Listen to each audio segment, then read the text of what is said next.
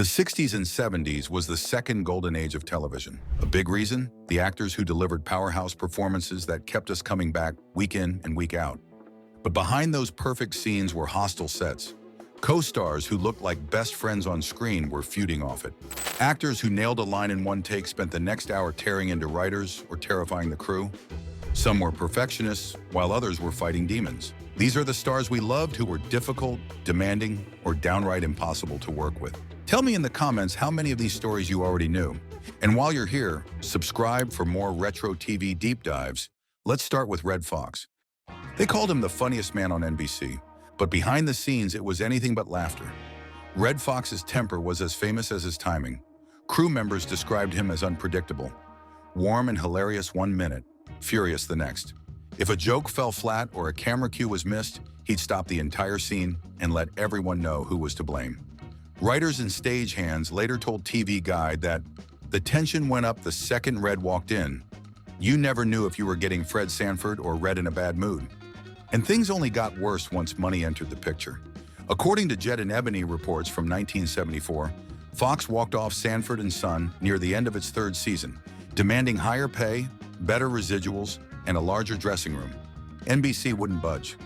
Fox didn't argue, he simply left the lot and missed the final several episodes of the season, forcing producers to finish out the year without their star. To keep the show alive, NBC and producers retooled the scripts around Whitman Mayo, who played Grady, and even tested the waters for a separate spin-off.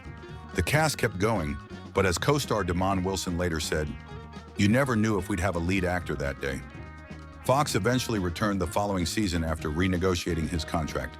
He came back with a substantial raise, a new dressing room, and more leverage. Was he a genius? Absolutely. But behind every classic one-liner was a man whose comedy looked effortless and whose temper made working with him anything but easy.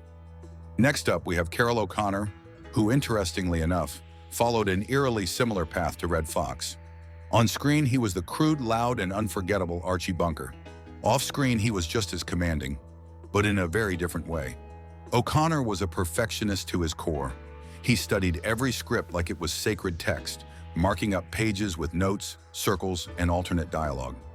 If a line didn't sound like something Archie would say, he'd stop rehearsals cold. The show's producer and showrunner Norman Lear respected him, but admitted it wasn't easy. Carroll wanted the truth of Archie, Lear later said, even if it meant holding up production. And just like Fox, O'Connor clashed with his network in 1974 over pay. Right before production on All in the Family's fifth season, he walked off over a salary and profit-sharing dispute. Filming halted for weeks while CBS and Tandem Productions scrambled to reach a deal. According to Variety and the New York Times, the standoff ended only after O'Connor secured a significant raise and a new contract that gave him greater creative input. When he returned, Archie Bunker came back with him, exactly as he wanted it.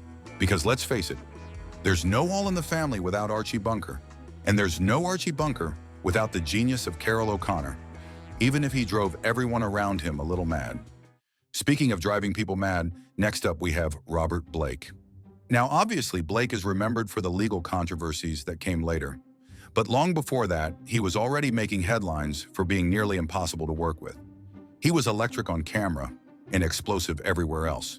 If he didn't like a line, he'd rip it out of the script and tell the writers to try again. A People magazine profile from 1977 described him as a perfectionist with a fuse shorter than a scene break. Director Bernard Kowalski, who worked closely with Blake on Baretta, recalled him stopping takes mid-sentence to demand new dialogue, refusing to move forward until it rang true. He didn't just want realism, he needed it. The problem was no one else could breathe around that intensity. Crew members later told TV Guide that working with Blake meant watching every word, every move, or risk setting him off.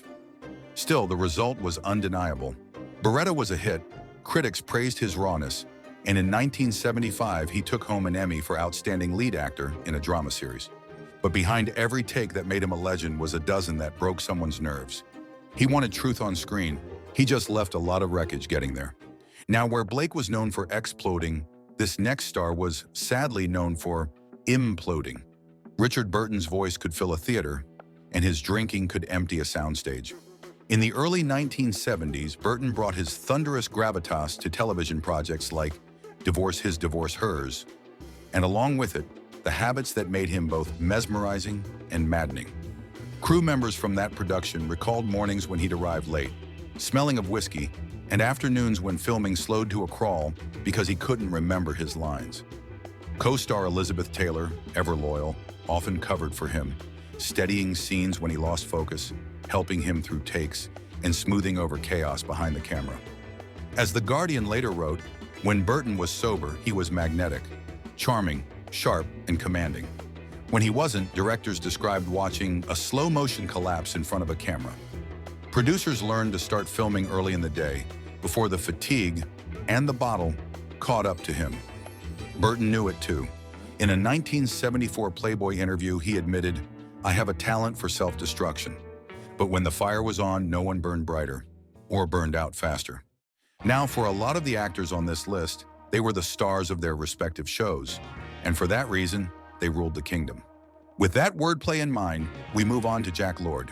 Lord was the star of Hawaii Five-0, playing Steve McGarrett, and he ruled the show like a one-man government. From the first season onward, Lord made it clear that nothing happened on his show without his approval. Scripts went through him, casting went through him, even camera angles needed his blessing. Director Jerry Thorpe, who worked on early episodes, summed it up simply: Jack was the boss, period. He monitored how closely the camera framed his co-stars, trimming shots or lines if he thought they pulled focus from McGarrett.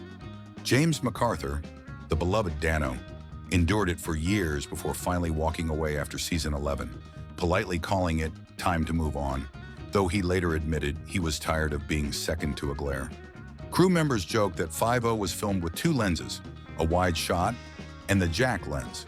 And though it drove people crazy, no one could argue with the results. The series ran 12 seasons and turned Bookum Dano into pop culture shorthand. Lord's discipline made Hawaii Five-0 sleek, stylish, and enduring. It also made his set a place where obedience came before aloha. It's easy to understand when actors like Jack Lord, who played intense characters, were intense in real life. It's different when the ones known for warmth and gentleness turn out to be just as demanding, like Michael Landon. He wrote, he directed, he starred, and he scared the hell out of anyone who wasn't ready to keep up. On Little House on the Prairie, Landon wasn't just the star, he was the machine that kept it running. Allison Arngrim wrote in Confessions of a Prairie Bitch that he ruled with love and terror. When the light wasn't perfect, the take wasn't over. Crew members recalled him chasing the ideal sunset, even if it meant filming long after the children should have gone home. He could be magnetic, buying the crew lunch one day, firing someone the next. A squeaky dolly, a bad camera pan, one missed word, nothing slipped by him. Cameraman Harry Hart later said, "You worked hard because you didn't want to disappoint him or cross him."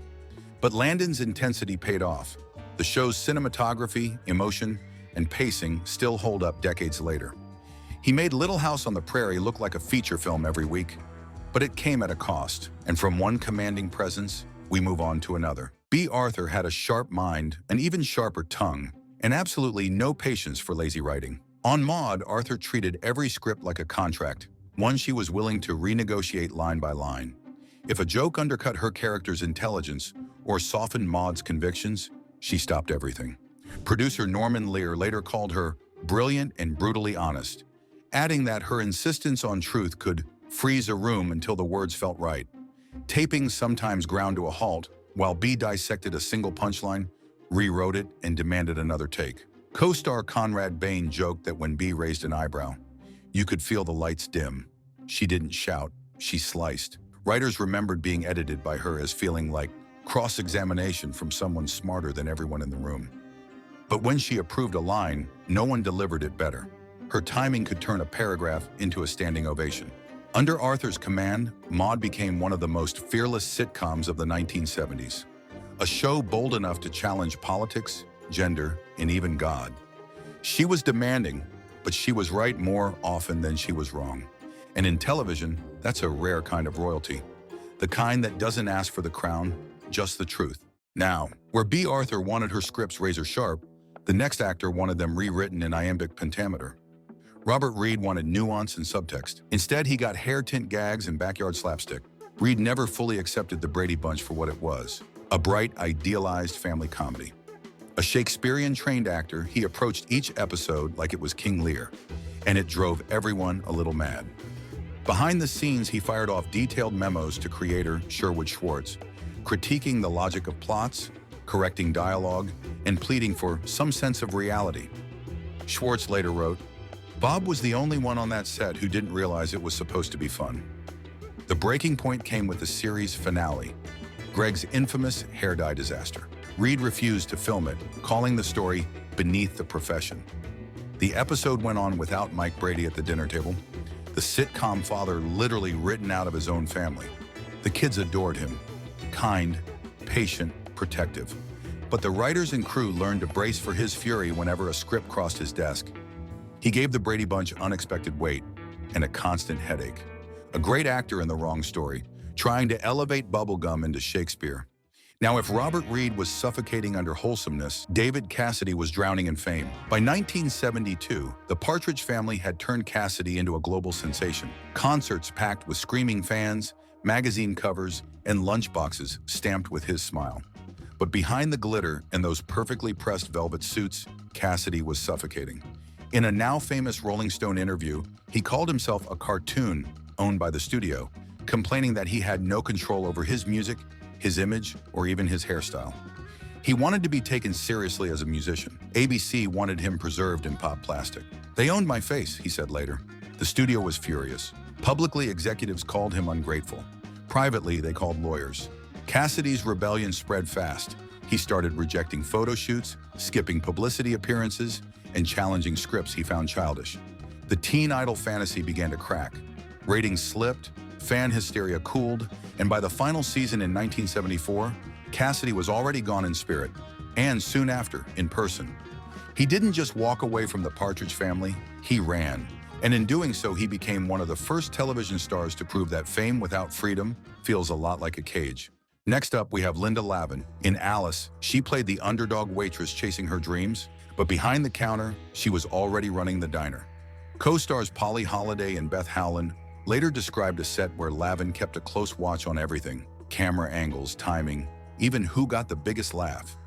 If a scene started leaning too far toward another character, she'd quietly re-block it to pull the focus back to herself. Holliday told Entertainment Weekly, "Linda didn't like sharing the spotlight."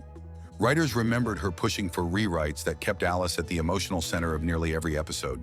The tension built slowly, then finally boiled over.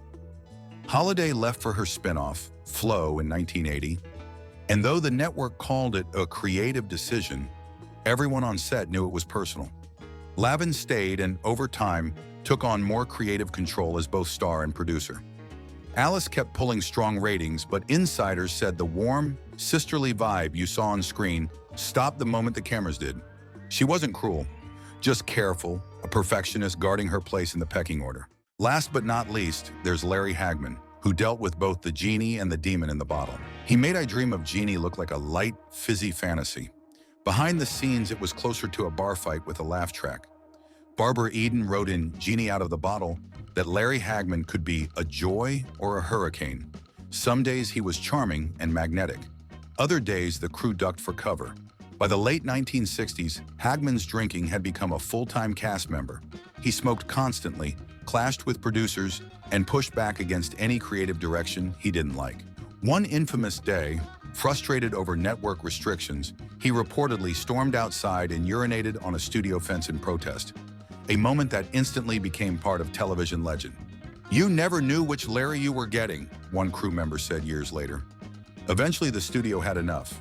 Alcohol was banned from the lot, and Hagman was told to clean up his act. His behavior mellowed, his focus sharpened, and his career thrived again years later with Dallas. But the chaos of Genie never left his shadow. He was brilliant, infuriating, and unforgettable.